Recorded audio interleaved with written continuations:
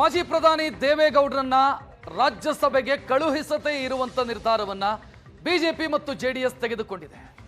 ಈ ನಿರ್ಧಾರದ ಬಗ್ಗೆ ಈಗ ರಾಜಕೀಯ ಚರ್ಚೆ ಶುರುವಾಗಿದೆ. ದೇವೇಗೌಡರಿಗೆ ರಾಜ್ಯಸಭೆಯ ಟಿಕೆಟ್ ಮಿಸ್ ಆಗಿದೆ ಅಂತ ಕಾಂಗ್ರೆಸ್ ಹೇಳ್ತಾ ಇದೆ. ಮಂಡ್ಯದಲ್ಲಿ ಕಾಂಗ್ರೆಸ್ನ ಆರೋಪಗಳಿಗೆ ಕುಮಾರಸ್ವಾಮಿ ಉತ್ತರ ಕೊಟ್ಟಿದ್ದಾರೆ. ಬಿಜೆಪಿ ಮತ್ತು ಜೆಡಿಎಸ್ ಮೈತ್ರಿಯಲ್ಲಿ ಬಿರುಕು ಮೂಡಿಸುವಂತ ಪ್ರಯತ್ನವನ್ನ ಕಾಂಗ್ರೆಸ್ ಮಾಡ್ತಾ ಇದೆ. ಗೌಡ್ರ ಬಗ್ಗೆ ಕಾಂಗ್ರೆಸ್ಗೆ ಈಗ ಅನುಕಂಪ ಬಂದಿದೆ. ರಾಜ್ಯಸಭಾ ಟಿಕೆಟ್ ಅನ್ನ ದೇವೇಗೌಡರು ಕೇಳೇ ಇರಲಿಲ್ಲ ಅಂತ ಕುಮಾರಸ್ವಾಮಿ ಹೇಳಿದ್ದಾರೆ. ಅಧಿಕಾರಕ್ಕಾಗಿ ಇನ್ನೊಬ್ಬರ ಮನೆ ಬಾಗಿಲಿಗೆ ಹೋಗೋರಲ್ಲ ದೇವೇಗೌಡರು. ಸ್ವಾಭಿಮಾನಕ್ಕೆ ಧಕ್ಕೆಯಾದಾಗ ಪ್ರಧಾನಿ ಹುದ್ದೆಯನ್ನೇ ಬಿಟ್ಟು ಬಂದವರು.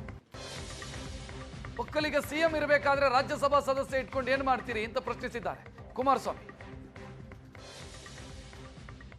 ಈಗ ಕಾಂಗ್ರೆಸ್ನವ್ರಿಗೆ ಅನುಕಂಪ ಬಂದಿದೆ. ಈಗ ಬಂದಿದೆ ದೇವೇಗೌಡರ ಬಗ್ಗೆ ಯಾವ್ಯಾವ ಥರ ನಡೆಸ್ಕೊಂಡಿದ್ದಾರೆ. ಅವರ 70 ವರ್ಷದ ರಾಜಕೀಯ ಜೀವನದಲ್ಲಿ ದೇವೇಗೌಡರನ್ನ ಎಲ್ಲ ನಮಗೆ ಗೊತ್ತಿರತಕ್ಕಂಥದ್ದು. ನಾನು ಅದರ ಬಗ್ಗೆ ಚರ್ಚೆ ಮಾಡ್ಲಿಕ್ಕೆ ಹೋಗಲ್ಲ. ಇವತ್ತು ಅವರಿಗೆ ಅವರ ಉದ್ದೇಶ ದೇವೇಗೌಡರ ಬಗ್ಗೆ ಅನುಕಂಪ ತೋರಿಸಿರೋದು.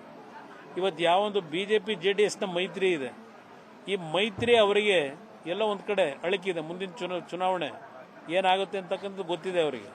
ಆ ಹಿನ್ನೆಲೆಯಲ್ಲಿ ಈ ಮೈತ್ರಿಯಲ್ಲಿ ಬಿರುಕು ತರಬೇಕು ಅನ್ನೋದು ಒಂದು ದೃಷ್ಟಿ ಇಟ್ಕೊಂಡಿದ್ದಾರೆ. ಈಗ ಅರ್ಜಿ ನಾವು ಹಾಕಿದೀವ, ದೇವೇಗೌಡರನ್ನ ಕೊಡಿ ಅಂತ ಕೇಳಿದ್ದಾರಾ? ಅದು ಯಾವುದೋ ನಮಗೆ ಸಂಬಂಧ ಇಲ್ಲದೆ ಇರೋದು. ಅವ್ರ ಪಕ್ಷದ 60 ಜನ ಶಾಸಕರಿದ್ದಾರೆ. ನಾವು ಕೊಡಿ ಅಂತ ಕೇಳಿದ್ರೆ ಸಾರ್ವಜನಿಕವಾಗಿ ಯಾವ ರೀತಿ ದೇವೇಗೌಡರ ಬಗ್ಗೆ ಪ್ರತಿಕ್ರಿಯೆ ಬರ್ಬೋದು. ಇವತ್ತು ಕೆಲವರು ಚರ್ಚೆ ಮಾಡಬಹುದು, ಅಯ್ಯೋ ದೇವೇಗೌಡರು ಇದ್ದಿದ್ರೆ ಅಲ್ಲಿ ಧ್ವನಿ ಎತ್ತವರು ಅಂತ ಹೇಳಿ, ಅದು ಬೇರೆ ವಿಷಯ. ಅವರು ಅಧಿಕಾರದಲ್ಲಿ ಇರಲಿ ಇಲ್ಲದೆ ಹೋಗಲಿ, ಧ್ವನಿ ಎತ್ತಿರ್ತಕ್ಕಂಥದ್ದು ಹಲವಾರು ಉದಾಹರಣೆ ಕೊಡಬಲ್ಲೆ. ಅಧಿಕಾರಕ್ಕೋಸ್ಕರವಾಗಿ ಇನ್ನೊಬ್ಬರು ಮನೆ ಮುಂದೆ ಹೋದವರಲ್ಲ. ಪ್ರಧಾನಮಂತ್ರಿ ಅಂತ ಸ್ಥಾನನೇ 5 ವರ್ಷ ಉಳಿಸ್ಕೊಳ್ಳೋಕೆ ಅವಕಾಶ ಇದ್ದಿದ್ದನ್ನ ಸ್ವಾಭಿಮಾನಕ್ಕೆ ಧಕ್ಕೆ ಆದ್ರೆ 1 ನಿಮಿಷ ಇಲ್ಲಿರಲ್ಲ ಅಂತ ಬಂದಂತವ್ರು. ಈಗ ರಾಜ್ಯಸಭಾ ಸೀಟಿಂದ ಅವ್ರ ಶಕ್ತಿ ಅವರು ಹೋರಾಟ ಮಾಡಬೇಕಾ? ಅವ್ರಿಗೆ ಬೇಕಾಗಿರೋದು ಭಗವಂತ ಕೊಡ ಆರೋಗ್ಯ. ಇದೇ ವಿಚಾರಕ್ಕೆ ಸಂಬಂಧಿಸಿ KN ರಾಜಣ್ಣ ಮಾಜಿ ಸಚಿವ ಮಾತನಾಡಿದ್ದಾರೆ. ಗೌಡ್ರಿಗೆ ಇಳಿ ವಯಸ್ಸಲ್ಲಿ ಅವಕಾಶ ಮಾಡಿಕೊಡ್ಬೇಕಿತ್ತು. JDSಗೆ ಮಾಡಿದಂತ ಅಪಮಾನ ಇದು ಅಂತ KN ರಾಜಣ್ಣ ಮಾತನಾಡಿರೋದು ದೇವೇಗೌಡರ ರಾಜ್ಯಸಭಾ ಸೀಟಿಗೆ ಸಂಬಂಧಿಸಿ.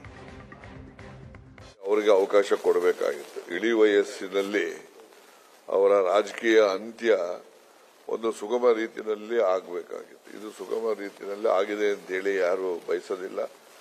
ಇದು ನಾನು ಹೇಳ್ತಕ್ಕಂಥದ್ದು ಅದು JDS ಪಕ್ಷಕ್ಕೆ ಮಾಡಿರ್ತಕ್ಕಂಥ ಅವಮಾನ ಅಂತೇಳಿ ನಾನು ಭಾವಿಸಿದ್ದೇನೆ. ಆದ್ರೂ ಕೂಡ ನಾವು ಅಲ್ಲೇ ಮಂತ್ರಿ ಆಗಿರ್ಬೇಕು, ಇದ್ದೇ ಇರ್ತೀವಿ, ಅವ್ರು ಏನಾರ ಹೇಳಲಿ ಅಂತ ಇದ್ದು ಅದು ಅವ್ರಿಗೆ ಬಿಟ್ಟಂತ ವಿಚಾರ.